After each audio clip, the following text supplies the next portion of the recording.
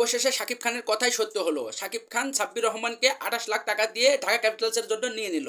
এবারের এই বিপিএলে সবচাইতে একটা আকর্ষণীয় নাম ছিল সাব্বির রহমান। সাব্বির রহমান এই বছরে দারুণ পারফরম্যান্স করার ফলে গত মৌসুমে কিন্তু সাব্বির রহমান ঢাকা ক্যাপিটালসের হয়ে খেলেছিল। কিন্তু এবার চমক দিয়ে সাব্বির রহমানকে আবারও ঢাকা ক্যাপিটালস নিয়ে নিল।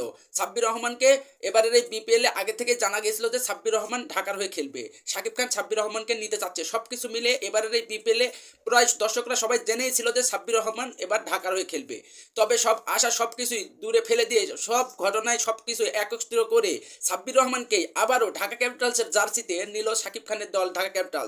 এবারের এই বিপিএল নিলাম চলছে। নিলামের সবচেয়ে এখন দামি ক্রিকেটার বর্তমান সময়ে এই পর্যন্ত নাইম শেখ। সে ১,১০,০০,০০০ টাকা দিয়ে এই পর্যন্ত বিক্রি হয়েছে। সে চিটাগাংয়ের হয়ে খেলবে। সবকিছু মিলে সাব্বির রহমান ঢাকার হয়ে একবারে জায়গা পাকাপোক্ত করে নিল। এবার মাঠের লড়াই সাব্বির রহমান দেখা যাক এবার কেমন করে। কিন্তু সাম্প্রতিক সময় সাব্বির রহমান দারুণ ফর্মে রয়েছে। বাংলাদেশ প্রিমিয়ার লিগের হয়ে দারুণ পারফরমেন্স করছে। এছাড়াও এই কারণে সাব্বির রহমান কিন্তু জাতীয় দলে একটা ডাক পাওয়ার কথা ছিল, কিন্তু শেষ পর্যন্ত হয়নি।